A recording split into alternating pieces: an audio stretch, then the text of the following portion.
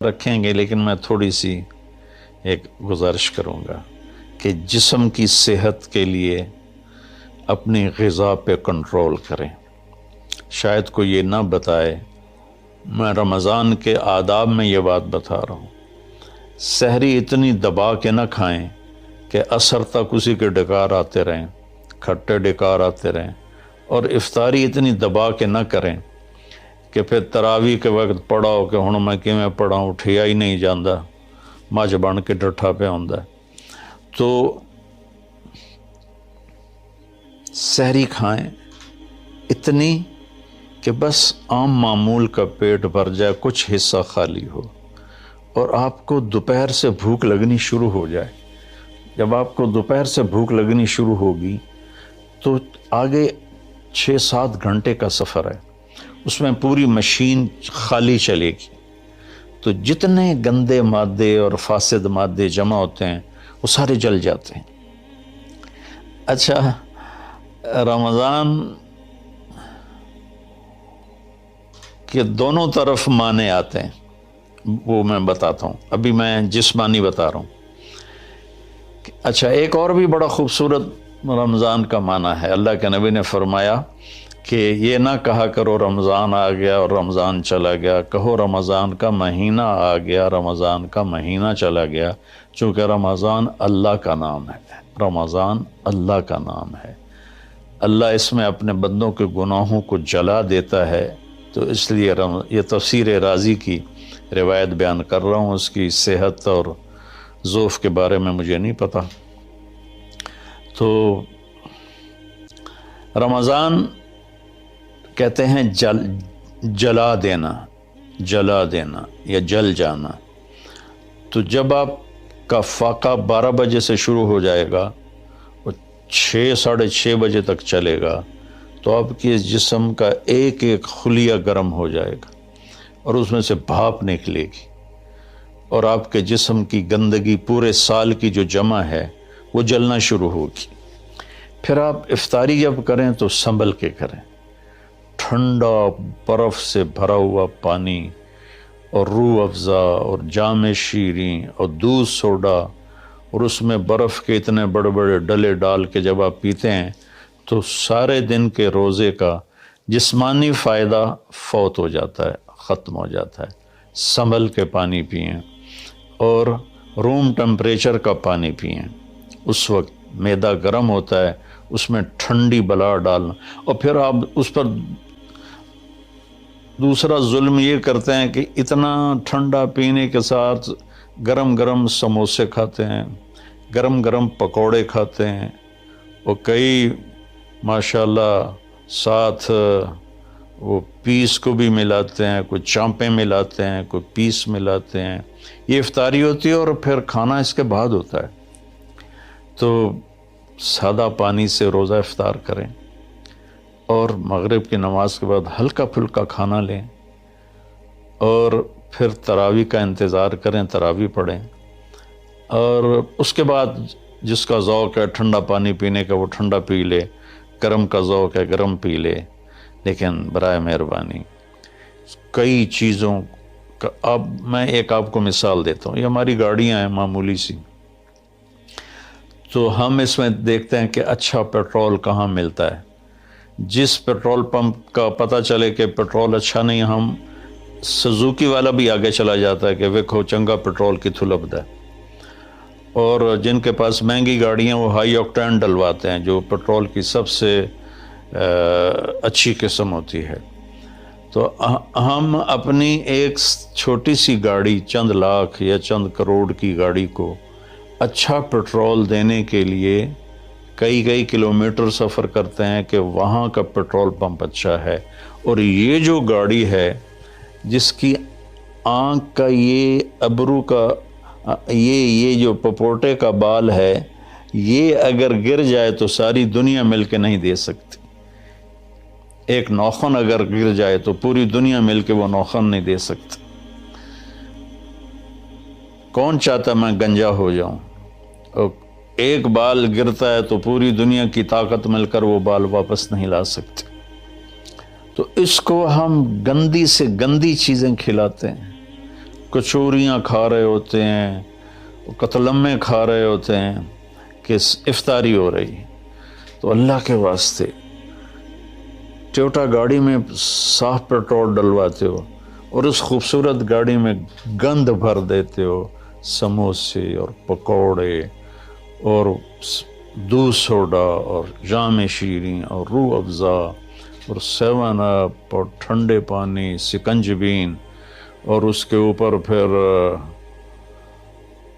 مرغے کے پیس اور چانپوں کے پیس، اور ابھی کھانا بعد میں کھانا ہوتا ہے۔ تو مہربانی کریں، اپنے جسم کی صفائی کریں، اعتدال سے کھائیں، افطاری بھی اتنی کھائیں کہ آپ کی بھوک باقی ہو، تو آپ آرام سے تراویحیں پڑھ لیں گے۔ تو تراویح پڑھیں، پھر اس کے بعد آپ آرام کریں، جلدی سے سو جائیں۔ اور بعض نوجوان ساری رات جاگتے ہیں، ٹھیک ہے، کوئی بات نہیں، جاگیں، کوئی نفل بھی پڑھ لیا کریں، کچھ اپنی گپ شپ بھی کر لیا کریں، اور پھر سحری ایسی کھائیں کہ اب اس میں پراٹھے پک رہے ہوتے ہیں اور ہر گھر سے پراٹھوں کی خوشبو آ رہی ہوتی ہے، تو پھر پراٹھوں کا بوجھ اپنے اوپر نہ ڈالیں، سادہ روٹی کھا لیں، سادہ سالن کھا لیں، تو پورے مہینے میں آپ کے پوری باڈی کی اوور آلنگ ہو جائے گی۔ یہ تو جسمانی فائدہ ہو گیا۔ روحانی لحاظ سے کیا ہے؟ شہر رمضان، رمضان جل جانا، جلا دینا، رمضان کا مہینہ۔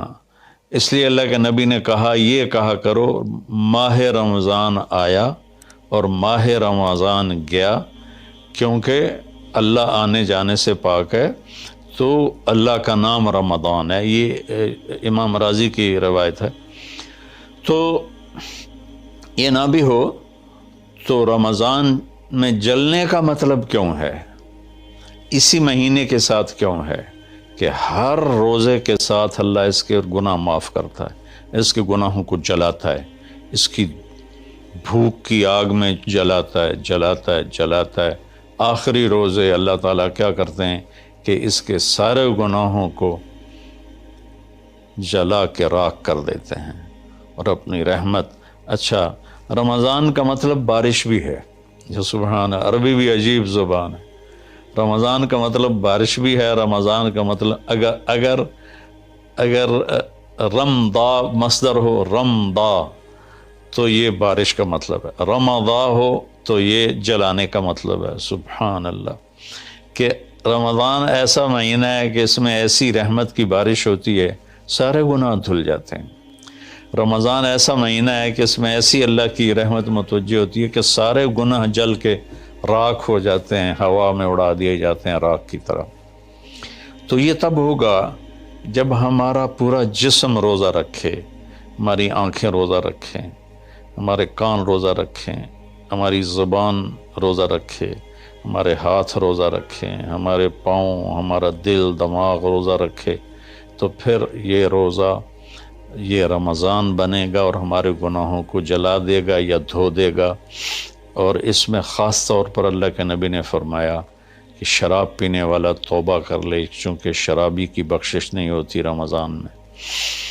ایک ہوتا ہے دلیر ہو کے پینا، کوئی نہیں، کچھ نہیں ہوتا، اللہ بڑا غفور الرحیم ہے، یہ تو سارے پکڑے جائیں گے۔ ایک آدمی میرے پاس آیا، وہ کہنے لگا، جی مجھے شراب کی عادت ہے، چھٹتی نہیں، کئی دفعہ چھوڑی ہے، پھر نہیں چھوٹتی، اور پھر جو وہ دھاڑیں مار کے رویا، اتنا رویا کہ میں بھی غمگین ہو گیا اس کے رونے کو دیکھ کر۔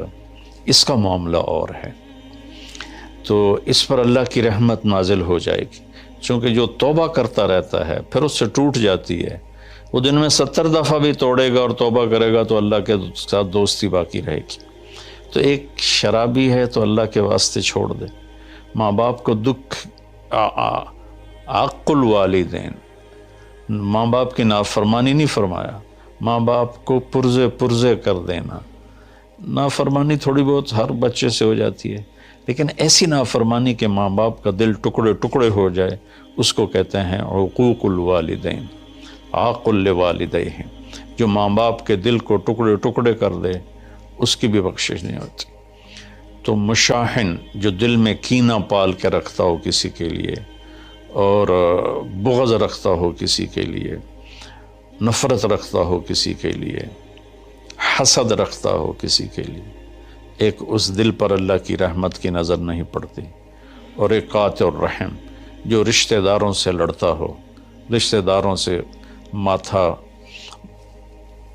جو مارتا ہو، کبھی سینگ پھنسائیں، کبھی اس کے ساتھ کبھی اس کے ساتھ، خونی رشتوں میں جو غلط سلوک اختیار کرتا ہے، ایک اس کی خاص طور پہ بخشش نہیں ہوتی۔ تو باقی اللہ کا دریائے رحمت ہے، جو بھی توبہ کرے گا، مشرک بھی توبہ کرے گا معاف، سود خور توبہ کرے گا معاف، چور توبہ کرے، ڈاکو توبہ کرے، زانی توبہ کرے، قاتل توبہ کرے، شرابی توبہ کرے، ماں باپ کا نافرمان توبہ کرے، اور رشتہ داروں سے لڑنے والا توبہ کرے، نفرت رکھنے والا توبہ کرے، اور سود پہ کام کرنے والا توبہ کرے، سود کھانے والا توبہ کرے، سب معاف ہو جائے گا، سب معاف ہو جائے گا۔ اور اللہ سے مانگیں کہ اللہ تعالیٰ اس میں ہماری جسمانی صحت بھی بحال کر دے اور روحانی صحت بھی بحال کر دے، اور ہمارے گناہوں کو معاف کر دے۔ السلام